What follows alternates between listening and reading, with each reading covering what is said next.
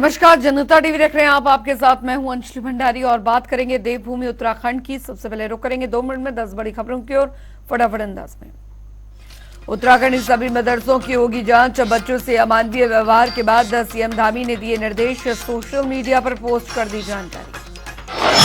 शराब नीति के विरोध में कांग्रेस का प्रदर्शन, सरकार के खिलाफ जमकर की नारेबाजी। बीजेपी ने कांग्रेस पर रेड एंड शराब को लेकर कसा तंज। भेलरा के पीड़ित परिवारों का धरना समाप्त। डीएम एसएसपी ने बातचीत कर सुलझाया मामला।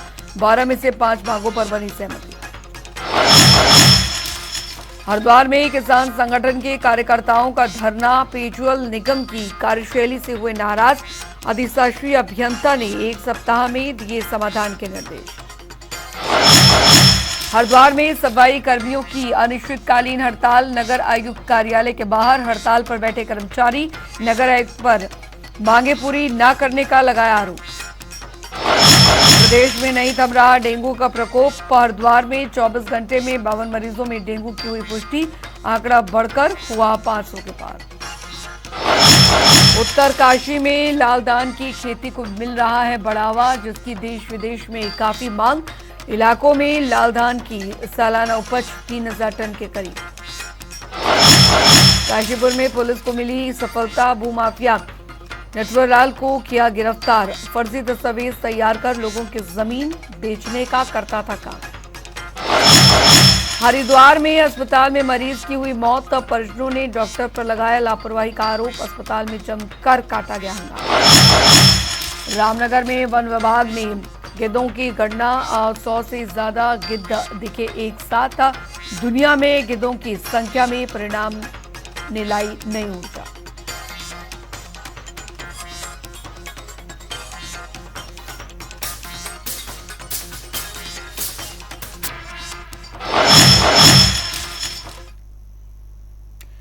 और चलिए रुक करेंगे इस बीच आ रही एक बड़ी खबर की और। बड़ी जानकारी आ रही है, वो आपको बता दें। बड़ी खबर, पीएम मोदी का पिथौरागढ़ दौरा। कल तो आपको बता दें सुबह 8:30 बजे पहुंचेंगे पिथौरागढ़ के ज्वालिंगकांग में। ये बड़ी खबर। पवित्र आदि कैलाश के भी दर्शन करेंगे प्रधानमंत्री नरेंद्र मोदी। गुंजी गांव में करेंगे जवानों से मुलाकात। तो आईटीबीपी और बीआरओ जवानों से मुलाकात करेंगे प्रधानमंत्री। जागेश्वर धाम में भी करेंगे पूजा अर्चना। पीएम मोदी का पिथौरागढ़ दौरा, बड़ी सौगात यहां पर दे सकते हैं। 4200 करोड़ की योजनाओं की बड़ी सौगात प्रधानमंत्री द्वारा दी जा सकती है। यशराज आनंद संवाददाता हमारे साथ जुड़ गए हैं ज्यादा जानकारी के साथ। यशराज, कल प्रधानमंत्री नरेंद्र मोदी पिथौरागढ़ दौरे पर आ रहे हैं। बड़ी सौगात पिथौरागढ़ वासियों को कल मिलने जा रही है। जी बिल्कुल, मैं बताना चाह रहा हूँ कि कल प्रधानमंत्री नरेंद्र मोदी पिथौरागढ़ दौरे पर आ रहे हैं। वहीं पर इस दौरे को देखते हुए लगातार भाजपा की तैयारियां पूरी हो चुकी है। वही मुख्यमंत्री पुष्कर सिंह धामी का भी पिथौरागढ़ दौरा रहा था। उन्होंने स्पष्ट रूप से कहा कि मुख्यमंत्री पुष्कर सिंह धामी ने कहा कि प्रधानमंत्री नरेंद्र मोदी जो पिथौरागढ़ के दौरे को आ रहे हैं तो जरूर बहुत बड़ी सौगात लेकर आ रहे हैं और सौगात के बाद वो लोगों को भी संबोधित करेंगे। वहीं मैं आपको बताना चाह रहा हूं कि प्रधानमंत्री नरेंद्र मोदी पार्वती कुंड के दर्शन और पूजा अर्चना भी वहां पर करेंगे। आदि कैलाश का दर्शन कर वहां से आशीर्वाद, भगवान भोलेनाथ का आशीर्वाद लेंगे। और वहीं पीएम 9:30 बजे गुंजी गांव भी जाएंगे और पीएम मोदी द्वारा स्थानीय लोगों, आदमी, आईटीबीपी और बीआरओ के जवानों को संबोधित किया जाएगा और उनसे मुलाकात भी की जाएगी। उसके बाद प्रधानमंत्री नरेंद्र मोदी दोपहर 12 बजे जागेश्वर धाम पहुंचेंगे। पीएम मोदी का अल्मोड़ा जिले के जागेश्वर धाम में वहां पर वो फिर पूजा अर्चना करेंगे और 6200 फीट की ऊंचाई पर बने जागेश्वर धाम में 224 पत्थरों के मंदिर में भी वो पूजा अर्चना करेंगे। वहीं पीएम मोदी के द्वारा पीएम मोदी 2:30 बजे वापस पिथौरागढ़ आ जाएंगे और पिथौरागढ़ में आने के बाद वो कई परियोजनाओं को देश को समर्पित करेंगे। और लगभग ये कयास लगाया जा रहा है कि प्रधानमंत्री नरेंद्र मोदी के द्वारा 4200 करोड़ की विभिन्न योजनाओं का शिलान्यास और लोकार्पण किया जाएगा। तो इस प्रकार से प्रधानमंत्री नरेंद्र मोदी का पिथौरागढ़ का यह जो दौरा है ये अपने आप में अहम और खास माना जा रहा है उत्तराखंड वासियों के लिए, क्योंकि पुष्कर सिंह धामी ने स्पष्ट रूप से कहा था कि प्रधानमंत्री नरेंद्र मोदी के दिल में उत्तराखंड बसते हैं, इसलिए वो अक्सर देखा जाए तो वो उत्तराखंड के दौरे पर प्रधानमंत्री नरेंद्र मोदी आते रहते हैं। तो प्रधानमंत्री नरेंद्र मोदी का भी स्पष्ट रूप से कहना है कि उत्तराखंड जो इस दशक होगा वह आगामी साल का सबसे बड़ा आगामी साल का एक दशक होगा जिससे उत्तराखंड को सर्वश्रेष्ठ राज्य की गिनती में लाया जाएगा। और साथ ही साथ उन्होंने स्पष्ट रूप से कहा था कि उत्तराखंड की पानी और जवानी यहाँ पर काम आएगी। तो इस प्रकार से यदि देखा जाए कि प्रधानमंत्री नरेंद्र मोदी लगातार उत्तराखंड के दौरे पर आते रहते हैं, वहीं यहाँ पर आने के बाद वो भारत चीन सीमा पर स्थित माणा गांव भी अक्सर, जिसको भारत का अंतिम गांव पहले कहा जाता था, लेकिन प्रधानमंत्री नरेंद्र मोदी के द्वारा पहला गांव उसको की संज्ञा दी गई, वहां पर वो आते हैं। ITBP, CRP, BSF और आर्मी के जवान से वो आकर के मुलाकात करते हैं। इस प्रकार प्रधानमंत्री नरेंद्र मोदी का पिथौरागढ़ का यह दौरा, जागेश्वर धाम का यह दौरा अपने आप में जरूर कहीं ना कहीं आगामी लोकसभा चुनाव की परिदृश्य को भी ताल ठोकता है और वो यहाँ से चुनावी रणनीति की भी शुरुआत की जा रही है। तो प्रधानमंत्री नरेंद्र मोदी जो इस बार आ रहे थे, लोगों में ही खासा उत्साह देखने को मिल रहा है। लोग भी प्रधानमंत्री नरेंद्र मोदी को देखने के लिए खास उत्साहित हैं। वहां पर स्पष्ट रूप से कहना करीब 2-2.5 लाख लोगों के आने की अनुमान लगाया जा रहा है कि उनके भाषण में, उनके जनसभा में 2-2.5 लाख लोग पहुंचेंगे। वहीं रूट मार्ग को भी प्रधानमंत्री जिस रूट से आ रहे हैं उस मार्ग को भी वन वे कर दिया गया। साथ ही साथ अलग स्टेट या अलग जिलों से भी आवागमन को रोक दिया गया है ताकि कहीं कोई व्यवस्था में बाधा ना आ जाए या कहीं कोई परेशानी ना होनी पड़े। और साथ ही साथ NSG कमांडो, CRPF, BSF के जवान, साथ ही साथ उत्तराखंड पुलिस के जवान, LIU के जवान, ये सभी पहले से ही वहां पर तैनात है। और वहां पर जहां पर भी इनका दौरा होगा, जहां पर भी इनकी जनसभाएं की जाएगी, सभी को पहले ही सभी को सिस्टमैटिक वे से कर लिया गया है, जांच कर लिया गया है, मेटल डिटेक्टर लगा दिया गया है, सघन जांच की जा रही है। यहाँ तक कि अभी जो गाड़ियां जो पिथौरागढ़ आ रही हैं, जो जागेश्वर जा रही हैं, वहां पर भी उन गाड़ियों को चेकिंग की जा रही है, चाहे वो उत्तराखंड की ही गाड़ी क्यों ना हो, सभी को सघन जांच करने के बाद ही अंदर जाने दिया जाता है। और जिस दिन प्रधानमंत्री नरेंद्र मोदी कल आने वाले हैं उस दिन उस रूट पर वन वे रहेगा। और दूसरी सबसे बड़ी बात है कि 0 जोन घोषित कर दिया गया है उस रूट को, यानी कि उस रूट पर आवागमन बिल्कुल नहीं रहेगी। सिर्फ आवागमन जो रहेगी वो प्रधानमंत्री नरेंद्र मोदी की रहेगी और प्रधानमंत्री नरेंद्र मोदी के काबिले की रहेगी आवागमन। इस प्रकार से प्रधानमंत्री नरेंद्र मोदी का दौरा अहम और खास माना जाता है। बिल्कुल, बहुत बहुत शुक्रिया यशराज आनंद इस तमाम जानकारी के लिए। तो प्रधानमंत्री नरेंद्र मोदी का पिथौरागढ़ दौरा बहुत ही महत्वपूर्ण यहाँ पर रहने वाला है। गुंजी गांव में जवानों से मुलाकात करेंगे, BRO और ITBP के जवानों से मुलाकात प्रधानमंत्री करेंगे। साथ ही पिथौरागढ़ वासियों को भी बड़ी सौगात देंगे प्रधानमंत्री नरेंद्र मोदी। जागेश्वर धाम में भी पूजा अर्चना प्रधानमंत्री करेंगे।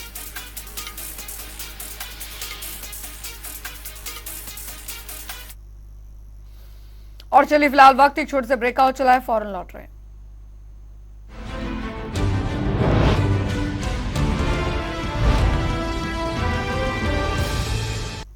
ब्रेक के बाद स्वागत है, खबरों में आगे बढ़ेंगे। प्रदेश के मुख्यमंत्री पुष्कर सिंह धामी पिथौरागढ़ पहुंचे। इस दौरान पुलिस जवानों ने गार्ड ऑफ ऑनर दिया और इसके बाद मुख्यमंत्री ने नैनीसैनी एयरपोर्ट से लेकर स्पोर्ट्स स्टेडियम स्थित सभा स्थल का निरीक्षण किया। प्रधानमंत्री के स्वागत की तैयारियों को लेकर चल रही व्यवस्थाओं का जायजा लिया और इस दौरान जिलाधिकारी रीना जोशी सहित अन्य अधिकारी मौजूद रहे।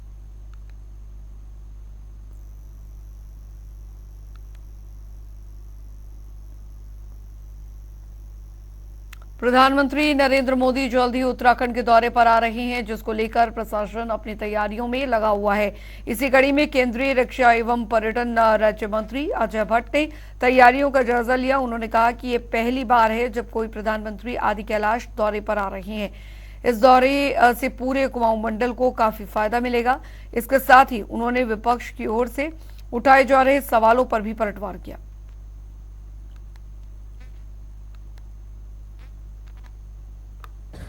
पूरे उत्तराखंड में खुशी की लहर है और बॉर्डर एरिया के लोग, पिथौरागढ़ जिले के लोग, सभी लोग पलक पावड़े बिछाकर प्रधानमंत्री जी का इंतज़ार कर रहे हैं। मैं खुद बॉर्डर इलाकों से आया हूँ, देख के पहली बार इस तरह से माननीय प्रधानमंत्री पहले व्यक्ति होंगे जो आदि कैलाश तक जाएंगे। कभी कोई प्रधानमंत्री आज तक नहीं पहुँचे हैं। तब तो जो ऐसा कह रहे हैं उनको अपनी सरकारी गाड़ी सबसे पहले छोड़ देनी चाहिए, पैदल ही चलना चाहिए। भाई अगर माननीय प्रधानमंत्री देश के कहीं जाएंगे, जो कभी नहीं गया आज तक प्रधानमंत्री, कोई प्रधानमंत्री नहीं गए इतने दूर बॉर्डर इलाके में, तो इसमें नाराजगी की क्या बात है? क्या पैदल जाएंगे? मुझे बताइए, क्या हिमालय में पैदल चढ़ेंगे? जो सिस्टम है उस सिस्टम में ऐसे सवाल उठाना, स्वागत के बजाय ऐसा कह के भ्रम फैलाना, ये बहुत अच्छी टैक्टिस कांग्रेस की और विपक्ष की नहीं है, इसीलिए रसातल को भी जा रहे हैं। उधर गाजीपुर में कांग्रेस कार्यकर्ता सम्मेलन का आयोजन किया गया, जिसमें कांग्रेस प्रदेश अध्यक्ष करण मारा शामिल हुए। इसके साथ ही करण मारा ने आगामी लोकसभा चुनावों को लेकर विधायकों की बैठक ली और जिसमें पार्टी को जमीनी स्तर से मजबूत करने पर चर्चा की गई। वहीं बैठक के बाद करण मारा ने कहा कि बीजेपी केंद्र और राज्य में पूरी तरह से फेल हो चुकी है, अब भविष्य कांग्रेस का है।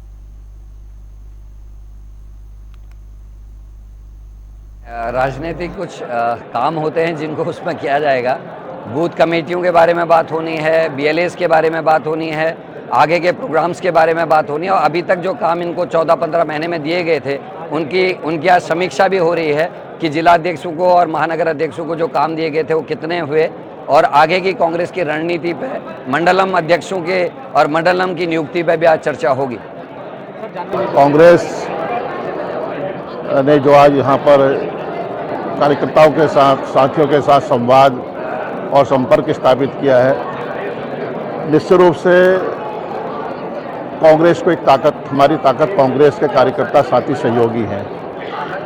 और काशीपुर का एक इतिहास है, कांग्रेस का इतिहास, और काशीपुर में जिस तरह से स्वर्गीय नारायण दत्त तिवारी जी, स्वर्गीय श्री सत्येंद्र गुड़िया जी ने उस परंपरा को आगे बढ़ाने का काम किया, लेकिन पिछले वर्षों में देखने को मिला है कि कांग्रेस यहाँ पर कमज़ोर हुई है। और आज इस कांग्रेस इस काशीपुर की पवित्र धरती से एक 2024 के चुनाव की तैयारी में का शुभारंभ करने जा रही है। और मुझे विश्वास है कि जिस तरह से माहौल देखने को मिल रहा है, पूरे देश का वातावरण बदल रहा है, लोगों में जो जिस तरह से लोगों को, देश को बांटने की कोशिश की गई है, समाज को बांटने की कोशिश की गई है। उधर सोशल मीडिया पर टोल टैक्स मैनेजर का एक कथित ऑडियो खूब वायरल हो रहा है।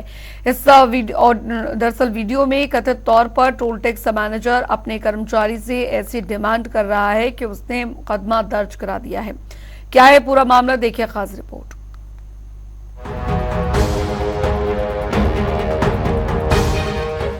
इन दिनों सोशल मीडिया पर एक ऑडियो वायरल हो रहा है। इस ऑडियो को Kashipur toll tax manager Pankaj Dubey का बताया जा रहा है। Toll tax manager Pankaj Dubey की ओर से एक व्यक्ति को कॉल की जाती है और उससे लड़की की फरमाइश की जाती है। जब दीपक ने इस हवस के पुजारी को बताया कि लड़की की कोई व्यवस्था नहीं है, तो पंकज दुबे ने गांव और आसपास की लड़की को उठाने तक का कह डाला। सुनिए ऑडियो। ठीक है, तुम किसी काम के नहीं हो ना, मैटर ये है। बताओ। अरे बताएं क्या, कोई व्यवस्था ही नहीं है तुम्हारे पास? बताओ तो सही, पता चले हमें। आता हूँ, 1 बजे फोन करूंगा, फोन उठाना, व्यवस्था रख के रखना अपने पास। ये नहीं कर दिए ना छोटी बात, तो बताओ थे ना, खुद बात करो, खुल के बताओ क्या व्यवस्था रखनी है, बताओ। सिस्टम की पकड़ो किसी गाँव वाली को। अरे ऐसे तो नहीं होता है। अरे उठा के ले यार, देखा जाएगा। ऐसा नहीं होता है दुबे जी, समाज में हर आदमी की अपनी बात होती है। आप दूसरे गाँव से उठा के ले आएंगे ना, समझे नहीं? दूर तक गांव में सब जानते, कौन जानता कौन नहीं हुए। रामनगर से उठा के ले आएंगे। और बताओ। हाँ तो ठीक है, फिर ठीक है, फिर ठीक है। 1 बजे फोन उठा लेना तुम। ठीक है, उठा लूंगा मैं। फोन उठाओगे तब चलेगा कल से बैरियर, नहीं उठाओगे तो नहीं चलेगा। अरे वो अलग मैटर हो गया, मैं नहीं चलेगा, कोई दिक्कत नहीं है। हम आपका फोन पहले उठाया फिर भी उठाएंगे, आपका मान सम्मान है। अच्छा ठीक है, मैं आता हूँ 1 बजे। काम ही लोगे? आपको फोन करना, मैं घर पे हूँ, मैं आपको रोड में मिल जाऊंगा बाहर ही। हाँ वहीं मिलना, मैं फोन कर दूंगा। ठीक है जी। तो सुनी आपने वायरल ऑडियो। किस तरीके से toll tax manager Pankaj Dubey ने लड़की की मांग की और कहा कि मैं रात को 1 बजे कॉल करूंगा और तुम फोन उठा लेना, वरना तुम्हारा बेरियल का काम चलेगा वरना नहीं चलेगा। दरअसल काशीपुर के 4 लेन पर स्थित टोल टैक्स से बचने के लिए गांव से एक शॉर्टकट रास्ता निकलता है, जहां बड़े वाहन चोरी छिपे टोल टैक्स से बचकर निकलते हैं, जिसको रोकने के लिए बैरियर लगाया गया था और उसी बैरियर पर चोरी बड़े वाहनों को निकाला जाता है। उसी अवैध काम को चालू रखने के लिए टोल टैक्स मैनेजर ने लड़की की फरमाइश की थी। ऑडियो वायरल होते ही ग्रामीणों में काफी आक्रोश है। दीपक और उसके साथ ग्रामीण लोगों ने पुलिस को शिकायत दी और कार्रवाई की मांग की है। बहरहाल थाने में मामला विचाराधीन है। दुबे इसने बैरिकेड लगवाए थे, हम बैरिकेड पे हम लड़के काम करते थे। हमने इससे अपनी सैलरी के लिए बोला तो ये बोलता मैं गाँव की औरत उठा के लाओ और वरना काम से हटा दूंगा। मैं बोला रात को 1 बजे आऊँगा, मेरे पर रिकॉर्डिंग है, इसकी मैंने रिकॉर्डिंग कर रखी है, मैंने पुलिस को सौंप दी रिकॉर्डिंग और हमने इसके नाम की तहरीर दी है और इसने हमें काम से हटा दिया, ना हमारी सैलरी दे रहा है और ना ही हमें और धमका रहा है कि हम आपके खिलाफ मुकदमा कर देंगे, आपको जान से मार देंगे। वहीं पुलिस क्षेत्राधिकारी वंदना वर्मा ने बताया कि ये 2 दिन पुरानी घटना है, जिसमें पीड़ित की ओर से तहरीर देकर आरोप लगाया गया है कि टोल टैक्स पर जो मैनेजर पंकज दुबे है, उन्होंने उनके पास फोन किया और उनके साथ अभद्रता की गई और गाली गलौज के साथ ही महिलाओं को लेकर अभद्र टिप्पणी भी की, जिसमें एक रिकॉर्डिंग भी पीड़ित ने मुहैया करवाई है, जिसके आधार पर toll tax manager Pankaj Dubey के खिलाफ मुकदमा दर्ज कर लिया गया है और जांच कर आगे की कार्रवाई की जाएगी। ये 2 दिन पुरानी घटना है। इसमें एक धर्मेंद्र कुमार है, जिनके द्वारा एक तहरीर दी गई कुंडा थाने में, जिसमें इनके द्वारा ये आरोप लगाया गया है कि टोल टैक्स पे जो मैनेजर हैं पंकज दुबे, इनके द्वारा इनको कॉल किया गया और इन्होंने इनके साथ काफ़ी अभद्र भाषा का प्रयोग किया, इनको गालियां भी दी, जान से मारने की धमकी भी दी और साथ ही साथ महिलाओं को लेकर कुछ अलग से अभद्र टिप्पणियां की हैं। इसके संबंध में एक रिकॉर्डिंग इन्होंने उपलब्ध कराई, रिकॉर्डिंग को सुना गया और उसके आलोक में हमने एक मुकदमा 506 का ये टोल मैनेजर जो है पंकज दुबे, इनके विरुद्ध लिखा है। इसमें ये जो रिकॉर्डिंग है इसकी हम लोग जाँच कराएंगे, इसके परीक्षण करा के और इसमें जो सत्यता पाई जाती है उसके आधार पर इसमें अग्रिम कार्रवाई की जाएगी। ऐसे में आप अंदाजा लगा सकते हैं कि दूसरों के घरों की इज्जत को उठाकर अपनी हवस पूरी करने की बात करने वाला समाज के लिए कितना घातक हो सकता है। बहरहाल 100 बात की एक बात यह है कि ऐसे हवस के पुजारी का समाज में रहना खतरे से खाली नहीं। ऐसे दरिंदे पर ठोस कानूनी कार्रवाई होनी जरूरी है, ताकि समाज के लिए नजीर बने और कोई देश की बेटियों पर गंदी निगाहें न डाले। ब्यूरो रिपोर्ट, जनता टीवी।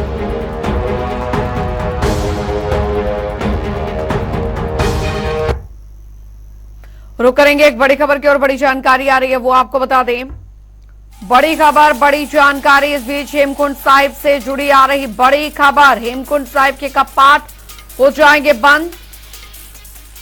ये बड़ी खबर, आज अरदास के बाद कपाट बंद हो जाएंगे हेमकुंड साहिब के। बड़ी खबर आ रही है, हेमकुंड साहिब के कपाट आज अरदास के बाद बंद हो जाएंगे। यशराज आनंद संवाददाता हमारे साथ जुड़ गए हैं ज्यादा जानकारी के साथ। यशराज, आज अरदास के बाद हेमकुंड साहिब के जो कपाट है वो बंद कर दिए जाएंगे।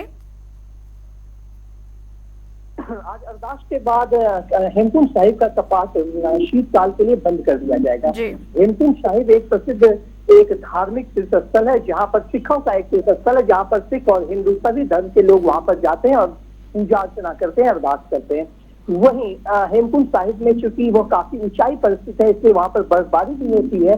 लेकिन आज हेमकुंड साहिब का कपाट आज 11 अक्टूबर को शीतकाल के लिए बंद कर दिया जाएगा। वहीं मैं आपको बताना चाह रहा हूँ कि कपाट बंद होने से पूर्व की संध्या में मंगलवार को शाम 6 बजे हेमकुंड साहिब में जमकर के बर्फबारी हुई। इस बर्फबारी का आनंद लेने के लिए करीब हेमकुंड साहिब में पहुंचे 1300 तीर्थ यात्रियों ने इस बर्फबारी का जमकर लुत्फ उठाया। और हेमकुंड साहिब में दोपहर के बाद ही लेकिन मौसम खराब हो चला था। मौसम के खराब होने के बाद शाम में जबरदस्त ठंड हो गई और करीब 6:30 बजे बर्फबारी हेमकुंड साहिब में होनी शुरू हो गई।